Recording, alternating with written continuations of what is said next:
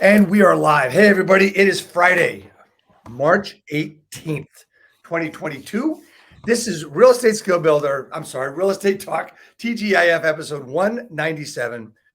And I have Brett Sikora, who is the founder and team leader of the Sikora group here in Northern New Jersey. Brett, thanks so much for coming on, man. So happy to have you.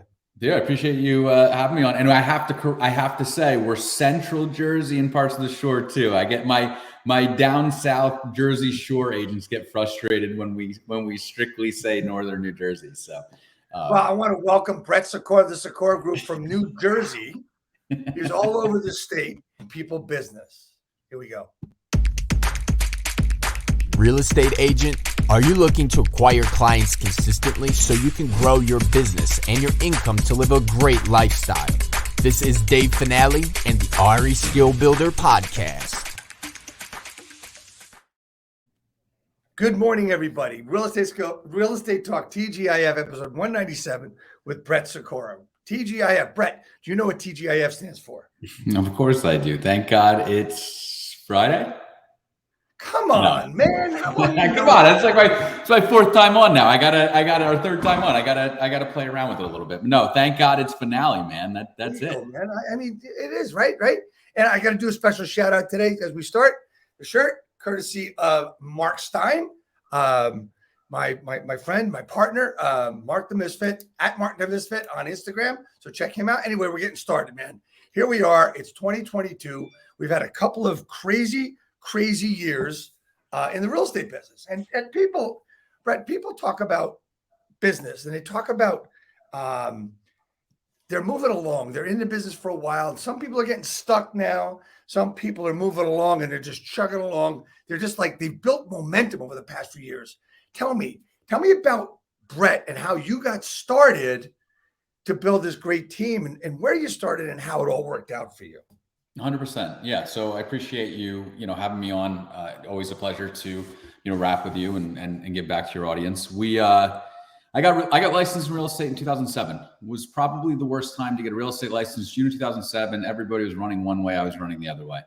I had sold a landscaping company. So I really had no other option but to do this. And the original reason for getting my real estate license was to invest in real estate. I wanted to get in on what everybody else was doing. So I knew I wanted to make a little more money for my time. I knew that, the income was in the landscaping world was not what, was all cracked out to be. I mean, it was the profit margins were getting squeezed left and right. So flipping was a good way to go about it. And, I thought the real estate license was the right way to go to get the inside track to deals. And the reality is, some of my best investors don't have the real estate license. They don't buy on market. They have funnels around, creating opportunities for them. It's something we can, that's a whole nother conversation to have. But that said, I fortunately did not buy real estate in 2007 and ended up getting a job with Foxtons. Foxtons were those Mini Coopers that drove around. And what a lot of people don't know is that, like, literally they came out of nowhere. They were, Finale will definitely remember the Foxtons days. They were all over the place, discount commissions, and then closed their doors the Monday, filed for bankruptcy, that I was supposed to start training with them. So I was back to the drawing board again, went with Weichert Realtors, had a great mentor there, but really the training was not what I was looking for to grow. And I actually failed as a real estate agent. I gave up on it. I think I made $560 in, the 8 or 11 months that I was working for Weichert Realtors out in Morris County in Randolph. And from there went into the car business. So now we're July 5th, I think was my first day, July 4th of selling for Mitsubishi at the time. I did that for a few weeks. Then I worked for Nissan and went down this internet lead specialist role. I was 21 at the time, 22 at the time. I was 21. And knew how to work the internet, knew how to reply to emails and everything. It was all kind of like a new world that the auto business was getting into and everybody was getting into using the internet for sales. Did quite well. Was selling a decent amount of cars. And then that market just completely fell out in October of 08, September of 08. The Dow was dropping. Lehman Brothers was failing. And then I saw an ad on Craigslist that said, make $100,000 your first year doing rentals in Hoboken, New Jersey. That was October 31st. I walked into the office. It was a Friday. It was Halloween. And the rest is history. No, I mean, that was kind of like from there. That's where you started. Yeah.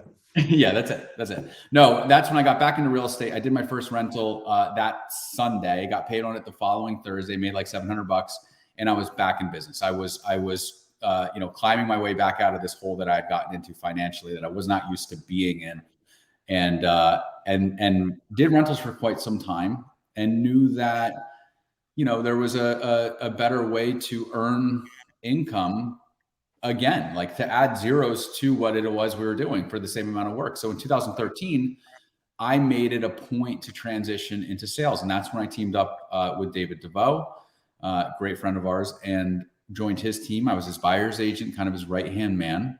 He was one admin. And then we scaled that to, a fairly large organization in a short amount of time. And in January 2016, was when I decided that, I wanted to start the Sikora group.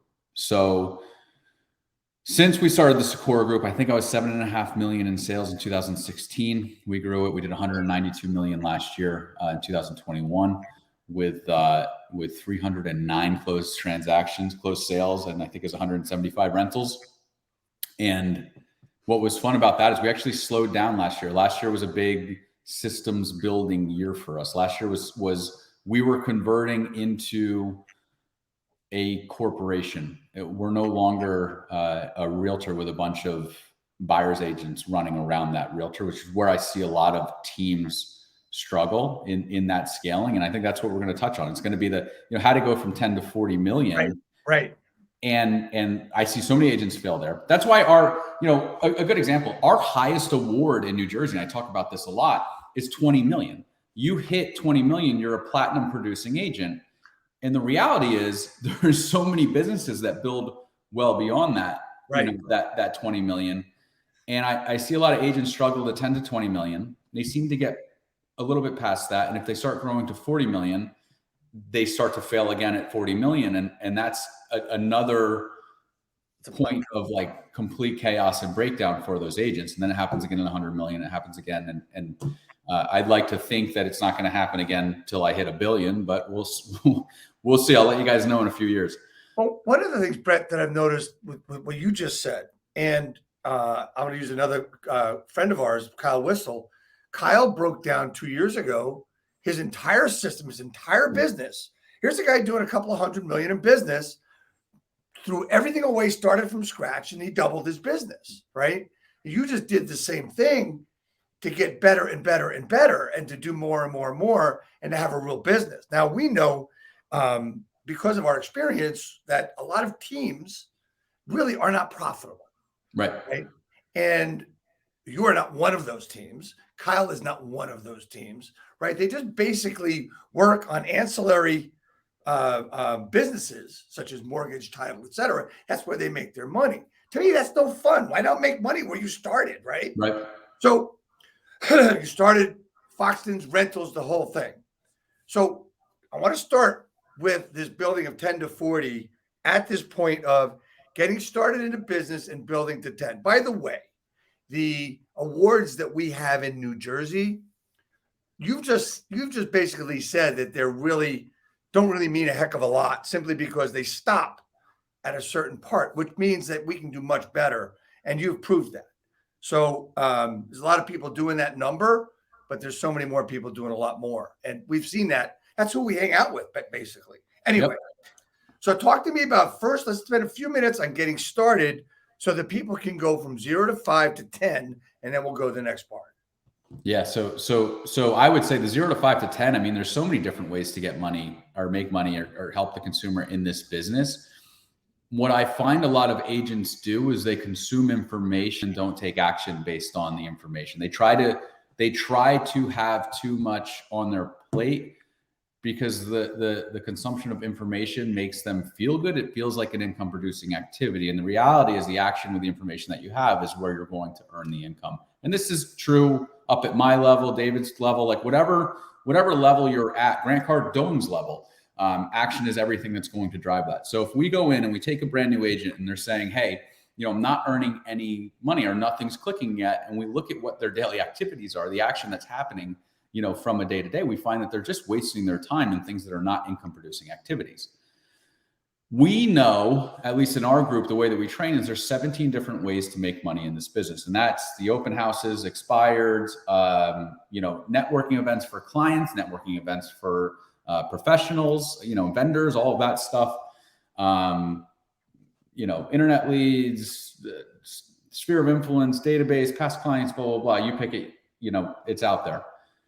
You only need to have like 1, 2, 3 of those lead sources operating really well. And the struggle that even the agents at, 40 million a year often come into is they keep trying to add other sources in. And I'm guilty of this as well, without making that like absolutely perfect, without taking that full, like your first 8 deals as a realtor came from your sphere of influence. And then you go spend $10,000 a month on Zillow and start creating another lead lever, when the reality is, what if you spent $10,000 a month on the people who gave you your first 8 deals, on systems around enhancing their experience as a consumer, taking that, client appreciation parties, renting out, movie theater or bowling alley, whatever, running a 5K with them and just inviting them to it. It doesn't even have to cost a lot, but doing things that, include your database, your past clients, your sphere of influence, and making them feel loved on. That's where it's at. So when you really have, those 1, 2, and I say it can literally be one. Dan Spitz is a good example, $28 million producer, and everything that he does is outbound prospecting, just listed, just sold scripts, literally cold calling in a market that he's not from, and he's a young kid. So like any excuse, any agent out there on the young side of things, throw that out the window, go Google Dan Spitz. The kid's rocking and rolling, and it's 100% cold calling with one lead source, and he's doing quite well for himself. Yeah. So I want to emphasize that where people are getting started, all the different ways they can do it, but it basically is working around one thing that works and to keep doing it and continue to enhance it. My former coach and friend, John Cheplak, always talks about the people he's coached. When he starts coaching with them, he says, what worked for you when you started? And I'll tell him what worked. And then you say, do you still do that? They say, well, no. And he'll go, why not?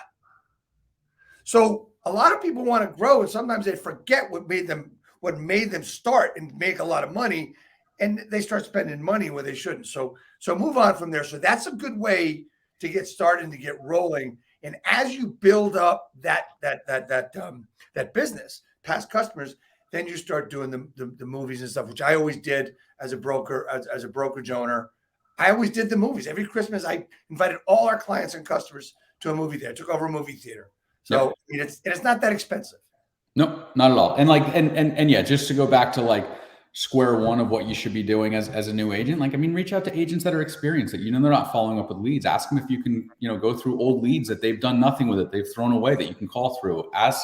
Call every single person. What I did when I first started was call every single person in my cell phone and let them know that I'm in real estate. It was a Mike Ferry style of things. I was in the Mike Ferry organization at the time, coaching with them. But it was not, do not skip your Aunt Patty that you have not talked to in 10 years. If she's in your cell phone, talk to her. Like do not jump over anybody. And just that activity alone is going to earn you a lot of money. And what's funny is if you can't do that, if you can't pick up, like David Finale can do that and reach out to everybody. I can do that and reach out to everybody. If you can't do that, you probably shouldn't be in this business. It's like a simple test real quick to see if you're going to fail or not, because you need to let people know what you're up to. With that, it's a fear. It's all comes from doubt in yourself. And if you decide to do something, like, let's put it this way. If you had a 9-to-5 job and you had to go to your office every day and the boss says to you, what am I going to do today? You're calling everybody on this list, right? You're going to do it. Yep. That's your job. That's how you're going to get that check at the end of the week. It's the same freaking thing, man. That's what you got to do. Call the damn leads, right? Or you're firing yourself essentially. Right. Exactly. And here's the other thing, just to bring it down to the smallest piece, Aunt Mary or whoever you haven't talked to in so long, your call is either an apology or a how you doing, right? So sorry I haven't been in touch with you in a long time. And it doesn't always have to be about real estate either.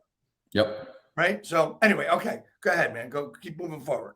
No, definitely. So when we're getting into the 10, now, great. Now you've done all of that. Now you're scaling, right? You've done your 10 transactions, you've done your 20 transactions, which I would say in New Jersey, where we are, maybe kind of across the US, an average price point would probably be 500-ish or 400-ish. So, you're between 20, call it 15 to 28 transactions a year or so to be at that 10 million mark. And you're looking to scale to 40 million.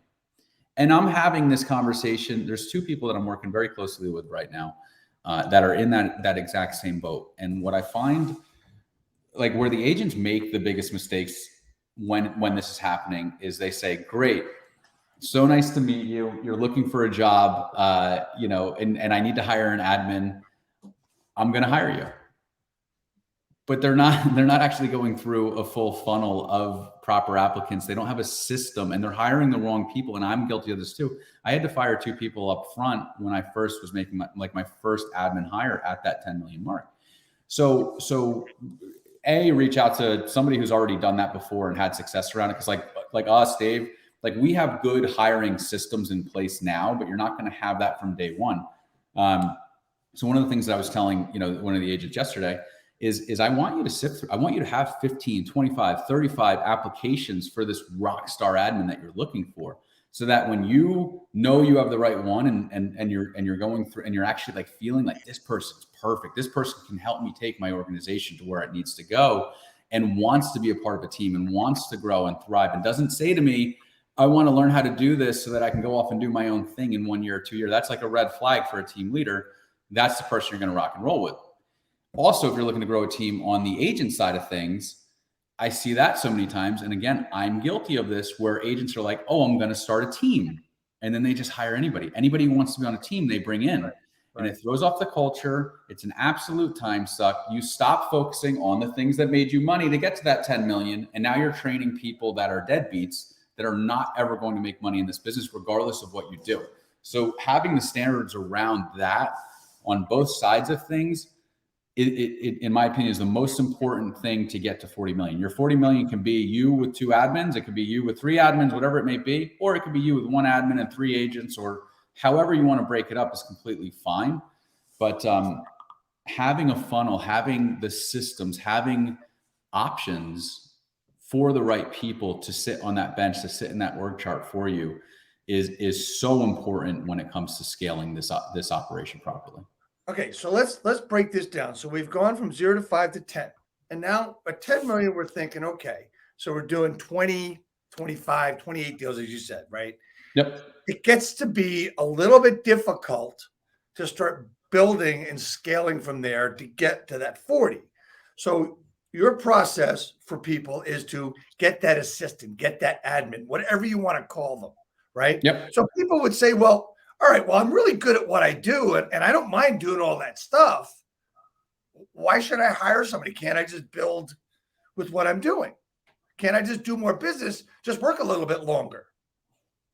Well, that too. I mean, look, there's 2 ways to increase your income as a real estate agent when you maxed out the hours let me say 3. When you maxed out the hours that you have available, you could either just become a listing agent, so you're no longer operating with buyers and you're just referring those out to other people. And you can certainly handle a much higher volume of transactions if you're 100% on the listing side.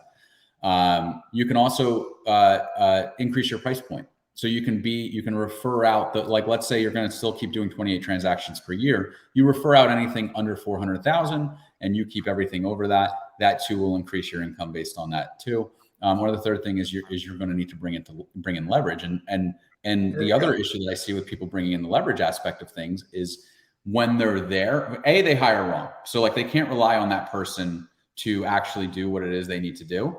And that's wrong. Like if you have to tell somebody how to do something and then it comes back to you wrong, you're going to lose trust in the idea behind leverage and delegating. But if you hire the right person, you're able to say, like, Jackie's my assistant. She's an absolute rock star. I just shoot her a little 30-second voice notes. Hey, Jackie, just remember this, blah, blah, blah, blah. She goes, got it. And I never think of it again. We just opened a brand new office in Morristown. We literally had to order everything for it, blah, blah, blah, blah, blah. We made a whole list. And it's going to take up 0 of my mind space since we created that list in 7 minutes. And I just know it's all going to happen. So then I can go focus on my highest income producing activities again. And the bringing the leverage in, that's so important. You need to know, what are your highest income producing activities? So if you want to get into the listing game, you better start focusing more on listings only and do things to create more listings so that you can feed your team, whatever it may be. Or if you just want to elevate your price point, you better start focusing on higher producing activities for your price point. I had somebody earlier today to say to me, hey, I have a client for $300,000 that I can't find anything. They're getting smoked on bidding wars, blah, blah, blah, blah, blah, blah. The rates are increasing. Their price is coming down. Home prices are going up. I might just start calling like tax liens to try to see if I can find something off market for her. Right. I said, well, if you're going to take the action to call tax liens, why don't you focus on tax liens that are like 600,000 and up? Like, why don't you add zero, like $1 million and up? Why don't you prospect for the transactions that are up at that higher price point? Because at the end of the day, it's the same amount of time that it's going to take in order to get that. Now, don't neglect that buyer. Go find her a property. But I want you to start thinking of 800,000, 1 million. What's the difference of 1.3 million and 300,000? It's just, it's another zero added onto it. Or no, sorry, that would be 3 million. It's a one added to the front. Yeah. You know what I mean? Yeah. But like, it's the same amount of effort. So that too, it's just, I'm just pointing it out because it's something to explore, and it's this self-awareness that you have to audit while you're taking that action. I want everybody to listen, and if you're watching this either live or on replay, let's understand that we're talking about several different things to go from 10 to 40. We're talking about leverage right here and right now. Time leverage. How are we leveraging it? Well, going from being a buyer or listing to just a listing agent. The other thing we're talking about is hiring an admin assistant and that process to hire them. And understand that what they're going to do for you is shit you don't like to do, stuff that's $10, $15, $20 per hour stuff. As you said, you've got someone who knows what you need done. You send them a quick message. It's out of your mind now. Yep. And we have to, one of the problems, I think, is this control freak methodology that a lot of us have, right? Did you ever have that, and how did you let go of that? Well, so Gary Keller, back to my KW days. Yes, I was the worst with, I'm OCD. I need everything like perfect, and having things get screwed up that I know I wouldn't screw up drive me insane. They absolutely, or at least it used to, I should say. But Gary Keller always said, hire somebody that's better at that task than you are. Exactly. And like that's really what it all comes down to. Like and this is the problem with realtors. We when you're at that $10 million a year, you have to do everything. You have to be a professional marketer. You have to be a cold caller. You have to be a therapist to your clients. You have to be like, you have to schmooze the other party and become their best friend on the deal too, or it's going to be problematic. So if I have this 70-year-old realtor that wants to chat on the phone for 45 minutes about an offer, you better let her chat, because you have to be friends with her during that transaction. You have to bring it through. But we're so used to being so many things for so many people. It's difficult to then let that go and realize you're actually not really good at marketing, or maybe you're really good at marketing, so only do marketing, but you might not be really good at paperwork, so let somebody else do your paperwork. Or you might not be great at tracking data and finding ROIs on those investments that you're putting into the business, and really getting dialed in. And an exercise that Alex Anderud, who's one of my NLP mindset coaches, he comes into the whole team, owns Legacy of Results. He for instance, he has a business that has, I think, 3 people that operate in it, but his org chart has 90 seats in it. He knows where his business is going to go. He sits in probably 87 of those seats on that org chart right now. But creating that visual is a really good exercise. And actually, Dave, you're going to be at the event, but we're doing an event April 21st. I'm going to talk about scaling a team to $1 billion. And we're going to talk about, like, what does that org chart, what does that structure look like to have that come into play? And you heard me mention it a little bit earlier on. I really think with one admin, maybe a part-time, maybe 2 admins, you don't need a gigantic organization to support 40 million in sales if you have the right people around it. And that person might be $75,000 a year. But it'll cost you, like, you'll make a lot more off of that person if it's the right hire coming in. So like, I get it. It scares a lot of realtors when it comes time to cut that check. But if they're at 10 million and they're running profitably, and they usually are, as long as they're not buying a ton of leads, that next hire, and you could do a bonus structure or something like that to help, get it there. But yeah, that next hire is key. So, all right. So we're talking about the first hire, really. I mean, it's the first hire to help you build it. Well, can agents get this done by hiring a transaction coordinator company? Yeah. I personally would be okay with that. I think that like Beyond MO, they're friends of ours. Kate, she's out of the Princeton area here in New Jersey. We've used them personally as overflow valves and stuff like that. I think that if you're going to use a transaction coordinating company, pay a little bit more money. Maybe it's an extra $50 per deal, or maybe it's $100 per deal. Just so you guys know, transaction to close usually runs between $400 and $500. Maybe you can get somebody to do it for $350. I would stay stateside for it. I would not go to a VA overseas. You can have VA. I like to have VAs overseas support my stateside employees and their assistants for them to do busy work and stuff like that. Prep, whatever it is that they need. But I'm completely okay with the idea of hiring through a company. I would just make sure that you pay a little bit more for it. Don't cheap out on it. And have the dedicated person that knows the way that you flow, because it turns into a ballet.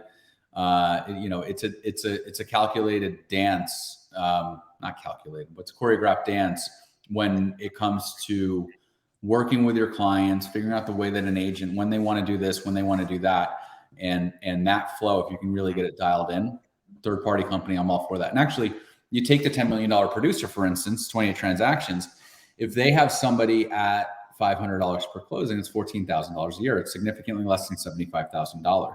So when you're only doing 28 transactions, if you're only doing 10 million per year, just understand that key first hire, if you're bringing them in-house and you're paying somebody $60,000, $75,000, that there's going to be a lot of free time for them to do listing management. They can have an overlap with marketing. They can have a lot of different tasks on their plate.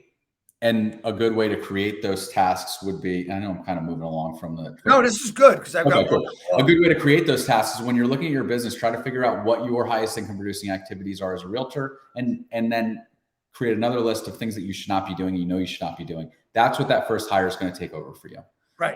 The more things you can put on your plate, the better.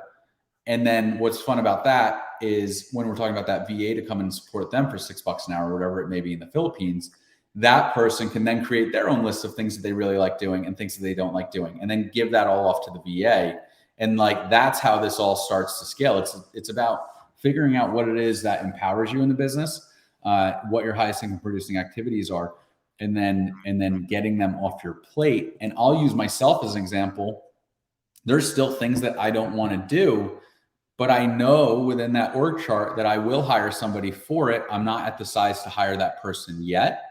And same with everybody in my organization. But if you know that there is an end in sight for those crappy tasks that drive you insane, that it just makes it a little bit easier. It makes time pass a little bit better. It's like you acknowledge for your employees, hey, it's my goal to make sure that I remove what you don't like about your job and hire somebody else in to support that for you. I don't know when it's going to be, but I just want you to know I'm acknowledging it.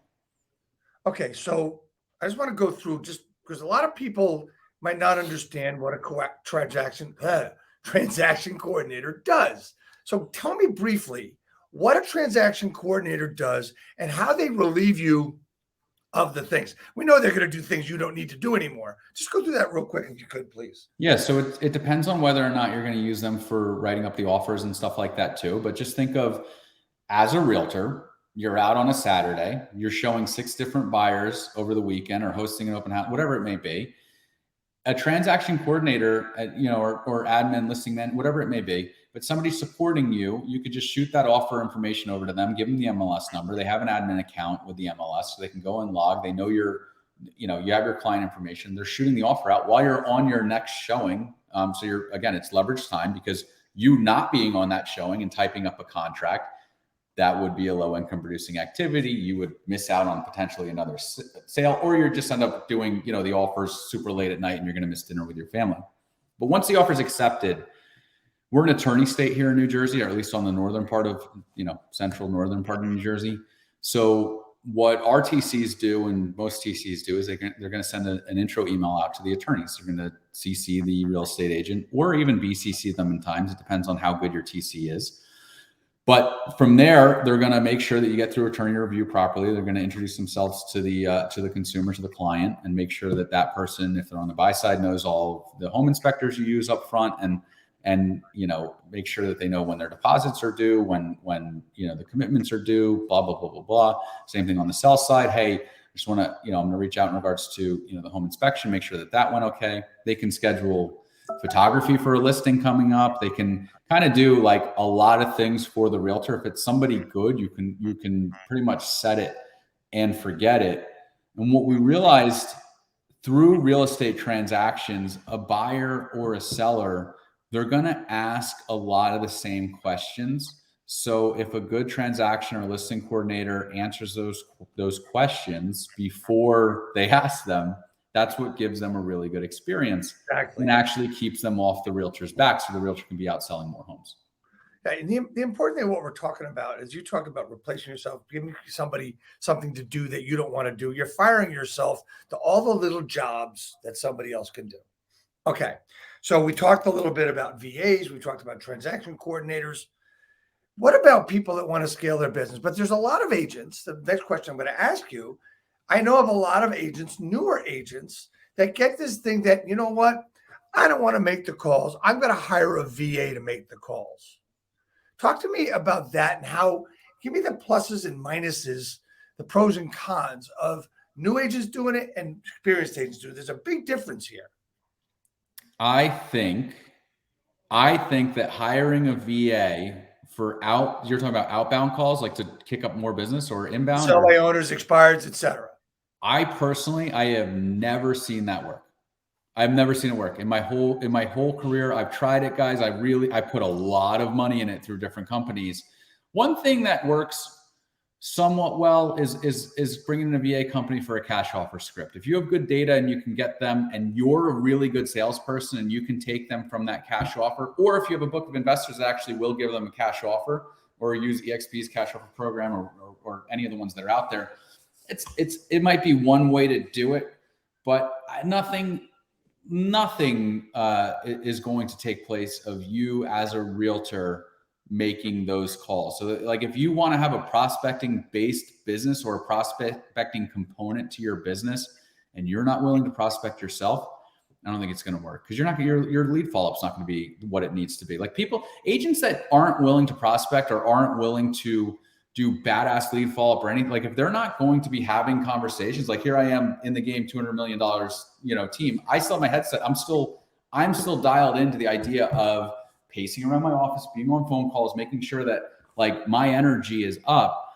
And you just, I don't see it working. Maybe it works in like an Oklahoma kind of state or something like that. Maybe you could have a VA, but we're sharp. We have an affluent crowd here in New Jersey. A lot of them work in Manhattan, a lot of them white collar, and even the blue collar, they're even sharper. So I don't know.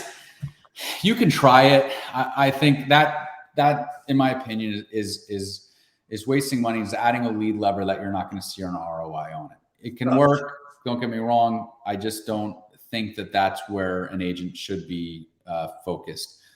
Alternatively, what I would say is, if you bring a local agent in, like grab somebody who is really good at wholesaling or something like that, have them come in and prospect for your buyers, or show them how to actually prospect and sit next to them prospecting. I'd rather see an agent do that as they're scaling a team, and bring that person in like under their wing. And that's like a Dan Spitz we talked about earlier. He has a right-hand man that was a wholesaler, and now he's in prospecting next to Dan, and it's become an extension of Dan, because Dan's maxed out on the activities that he can do, and has not stopped doing what he's supposed to be doing. Yeah, thank you for answering that and being honest with that, because you're gonna be honest anyway. But the point is that I've heard a lot of agents newer agents getting into the business saying, well, I've just hired a VA to make calls for me. And here's the thing, they're not hiring continental United States VAs, they're hiring overseas. Yep. And I think that's, to me, great workers. They just don't have the dialect that we have. They don't have the knowledge of the market. They can't. They're not seeing anything, right? Yep. So that's always something that I always see, and I always wonder why people are doing it. And when you start saying, please don't do that, they say, well, oh no, I got to do that. It's the only way I can get stuff done. So, just as an aside, I asked an agent the other day, I said, well, you didn't do your prospecting yesterday. What got in the way? He says, well, I had to do laundry. And I said, okay, how come we didn't prospect at the laundromat? Yeah. I never thought of that. Oh, okay. So, all right. So, all right. So we talked about a bunch of things. We've talked about transaction coordination. We talked about VAs. Could be the same thing. Well, I'll say, just to add on that too, with the prospecting VA side of things, what I would do and what VAs are really good at is loading up your dialer so that when you come into the office in the morning at 8 a.m., whatever your schedule may be, that you are, everything is set up and your excuses don't exist anymore. That's what a VA is really good at. Like having the checklists and stuff like that and just firing through and doing things like the same thing every single day for you.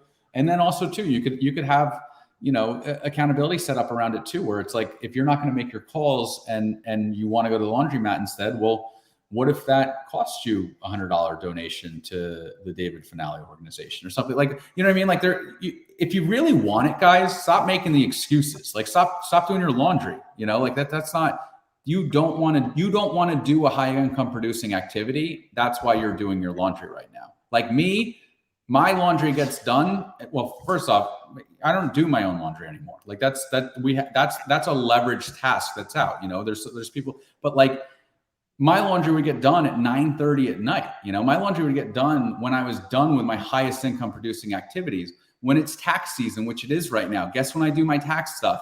6:30 a.m. on a Saturday. Like I'm waking up when the world is quiet and I'm adding time in my personal life because that's not a high income producing activity for me. That's busy work that having a good team around me tax wise and everything, I still have to go in and do a lot of my own, you have to go in and tweak things. So I'm doing that during sleeping hours. Like I should be sleeping, but I'm waking up early to fit that in. So when I hear I hate shit like that, man. That's like, whoever's watching this, if you're the laundry guy, stop doing your laundry.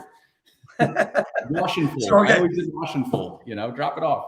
So, okay. So we're looking to scale from 10 to 40 million. And someone says, well, I want to, or let's stop. Let's not start at 10. Let's start at others. We see agents in the business that I'm going to start a team. They're doing 15 to 20 transactions, which means they don't have a lot of lead gen. Yep. I always say, well, let me ask you a question. What is your methodology for working with a lead that comes in? What kind of leads are you producing? So so at least to my question, Brett, can anyone or should anyone start a team? What I love asking is like, why do you want to start a team? You want to start a team because it's cool? Like, do you want to start a team because it's like the next, like it's like what you think you should be doing? Like you see it in it's not another thing I was talking to my coach about. Like a lot of people like move up to management positions and stuff like that because it feels like the next best thing to do. But honestly, if you can run a lean machine, if you can do 40 million on the listing side of things and you have 2 admin, you're netting 800 grand a year. Like you're making a lot of money. You could just keep doing that, put 40% aside and you're done after 10 years. You can disappear off this planet.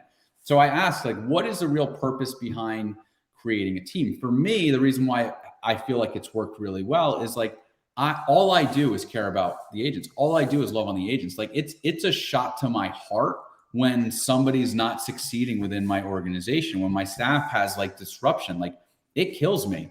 My goal is to have 300 agents by the end of 2025 earning over $100,000 a year. I want 300 people in my organization eating very well. Like that's why I have a large team.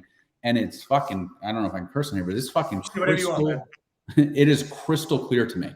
So if you like, I get chills. I'm so passionate about I get it.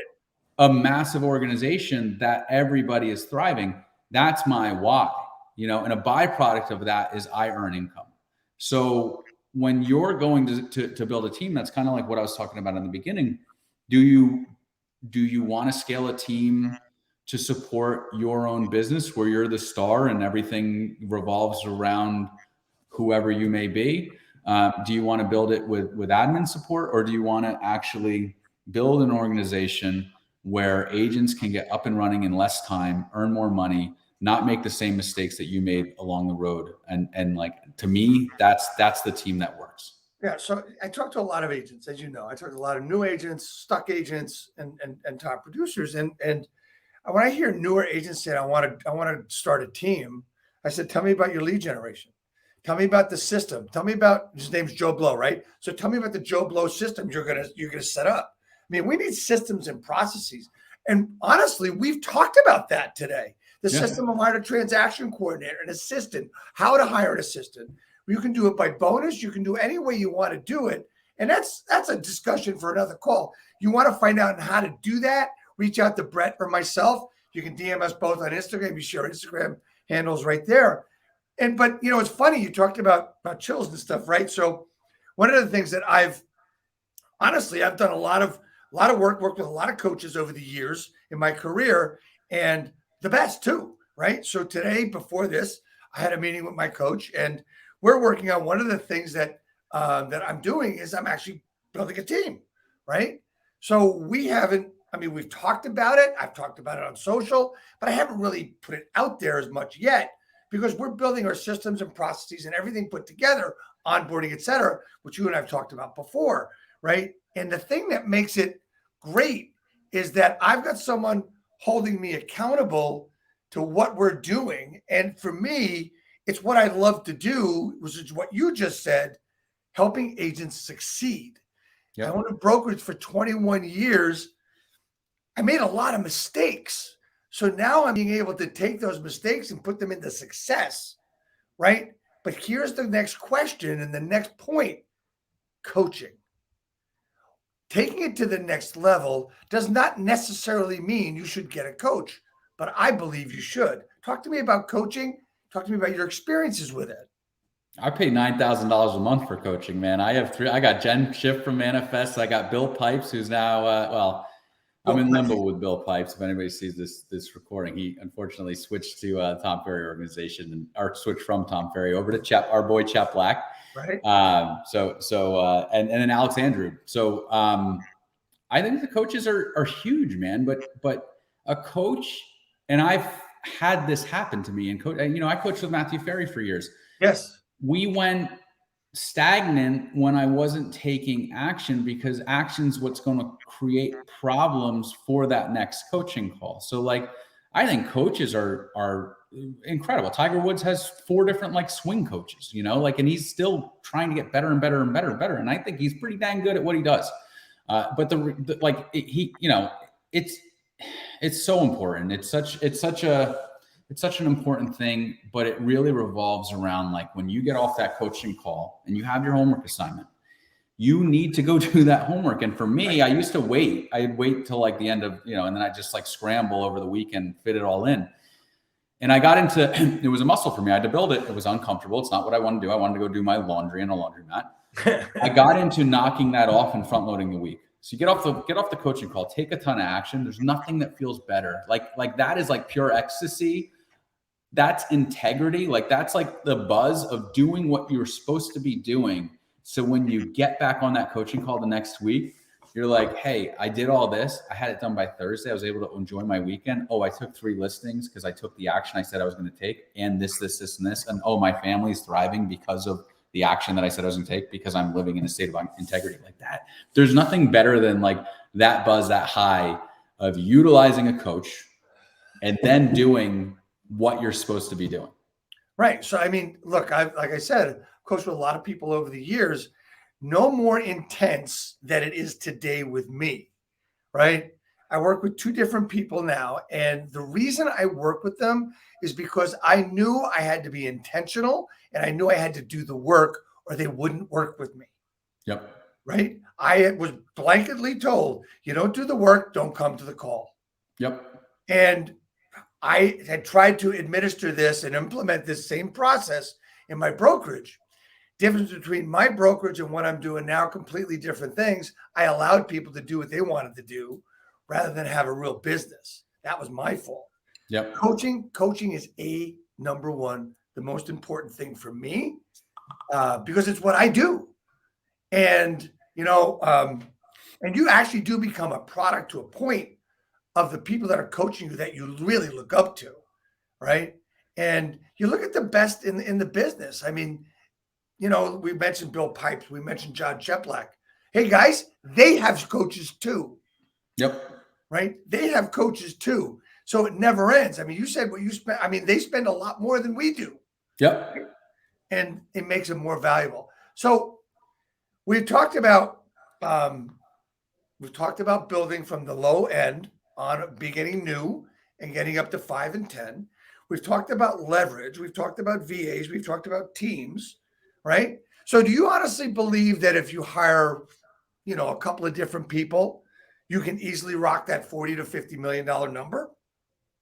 Looking back, yes, you can, but you can't without the right people showing you how to do it. So I'm on TikTok now. Go check out my TikTok, guys. No, but I shot a video today, and what it was all about, and what I feel like, and I think this is, you can certainly attest to this as well. I'm not, and John Cheplak always says this too, I'm not the smartest guy in the room. I'm not, I'm not actually that smart of a guy. I'm not that book smart, but where, in my opinion, my brilliance really shines is I'm really good at being the dumbest person in the room. Like, I'm really good at consuming the information from the people that have already done what it is I'm looking to do. So when I say scaling from 10 to 40 million, that was hell when I did it, because I was in the wrong room. I had to fight and grit through it. Right. But looking back, knowing what I know now, piece of cake. That's probably one of the easiest things out there, and being able to not only go from 10 to 40, and Pipes always says this to me, the people who get your organization to where it is today are not the right people are not always the right people that are going to get it to where it goes, where you want it to go. So we want to also make sure that, like what Kyle Whistle had to do, where he broke down his business, where we had to stall out last year and slow down, come off the accelerator, kill lead sources to fix a lot of problems. Dan Beer too, I think he said this is the third, version of his team before he got it right. If you want to go big, if you're going from 10 to 40, there's no reason that none of you, anybody who's watching this, you don't want to stop at 40. Nobody's going to stop at 40. No. You're going to want to go to 400 million, and you're not going to want to stop there. You're going to want to go to 4 billion, but there's a reason why that world gets really small once you start getting over like 250 million. If you're over 500 million a year on a team, there's like 10 teams doing that. That's how small the world starts to get. And the reason being is the infrastructure is not set up from the $10 million team to get to 40, then to get to 80, then to get to 120, and it starts to break down. And that's I think what you're talking about, Dave. Like, that's the value too of a coach, is like having that, the resources. And if it's like John Cheplak, for instance, or Bill Pipes, they're not out selling real estate. I think Bill might have his real estate license, but I don't think Cheplak has one. No, John doesn't. He sits in the rooms with people who have already done, and he has the street cred and he has the knowledge, so that he then gathers that information and can actually talk to you about it based on real life experiences that have happened. And that's what we're doing here, right? Right. And here's one of the great things, Brett, is that, me with what I'm doing, just starting a team, as long as my coaching business, which is RE Skill Builder, right? Yep. I know that if I need something, who am I calling? I'm calling you, Yep. right? So you've already done it. And I've got, not only do I have my coaches, but I've got you to coach me through different things. I can pick up the phone and call you. We've got a lot of people like that in our organization where we're able to do that, where they'll actually pick up the phone. Doesn't happen everywhere, but it does happen with us. So, yeah, it's literally like, yo, I need a team contract. Boom, here you go. Right. Or hey, what do you think of this bookkeeper? He's awesome. Here's his contact info. Like, it's just like, hey, we tried really hard with CISO. It didn't work really well. I probably steer clear of Sisu, but here's a really good alternative to that Manifest put together for us, that you own the data studio, like just so many different things that like, we've already tried that. The VA prospecting. I can show you my bills, guys. It's like I poured thousands and thousands per month into that. I had 3 of them doing it at one given time. My ROI was not there. And I had my top guy, Dan Spitz, trying to squeeze the juice out of that when the leads were coming in. It's still, so point being is like, when you think you're supposed to go right and you have the right people showing you like, let's take a left here instead, guys. That's rocket fuel. That's when the accelerant, that's when traction, was it Gina Wickman? Read those books. That's when like things just take off and you look back, like, I know we're running out of time here, but when you like look at an agent that started the same time as you, like, let's say you got your real estate license in 2015, 2014, whatever, doesn't matter. And somebody was in real estate school with you and he's netting like $700,000 a year and you're netting $70,000 a year. Like, that's how different this trajectory can be if you're not willing to take the action. And also if you have the wrong people giving you the advice of how to get there in less time. Yeah, I don't think people I went to real estate school with in the beginning are even alive. That was 76. So that's beside the point. Anyway, I want to. That's incredible. Around, guys. There's so many great books out there. I mean, you just threw one out there, Rocket Fuel, which is a great book. I'm going to throw a couple more at you that you believe in. Fanatical Prospecting is one. And as an aside, before I go to the next book, I want to tell everybody about. I asked this question of you and several other people just like you a year ago, and I'm going to ask this to you again. People are having trouble with business, but they need to get a piece of business. They need to get a listing within 7 days. How are you going to do it? For sale by owner. I would hit every for sale by owner. 90% of them are going to do business. Here's the fun thing about for sale by owners too, and I always hear this from agents when they're reaching out. They'll make the call the one day and then they come back to me 3 weeks later and they'll call through like 8 of them. They're all like, yeah, we're not interested. And then I check back in 3 weeks later and they're all like, all of them listed. They're all listed, or 2 of them sold, 6 of them, whatever it may be.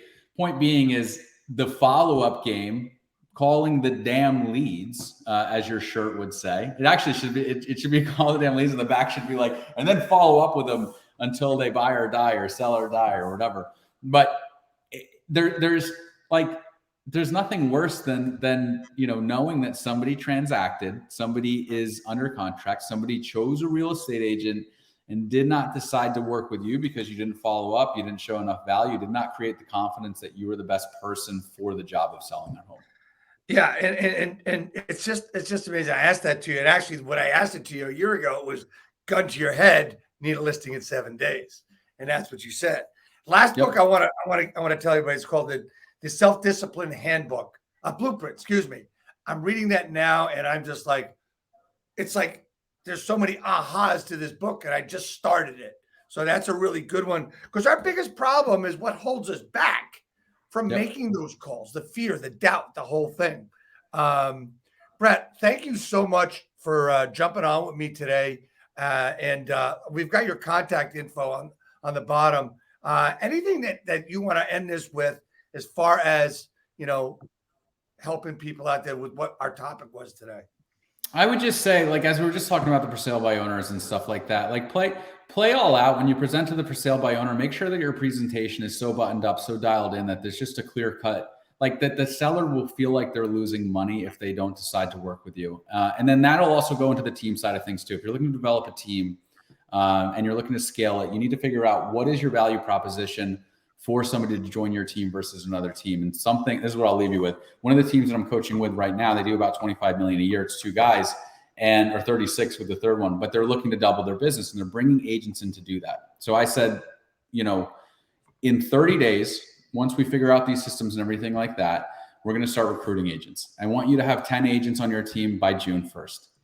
And I want you to figure out in these next 30 days, what are you going to do? What is the value that you are going to bring these agents to make sure that they unlock everything that they're capable of in this world? They earn the money they're supposed to earn for their family. They take care of clients in the way that the consumer deserves to be taken care of, and they have that white glove service. What is that value prop? What is that elevator pitch?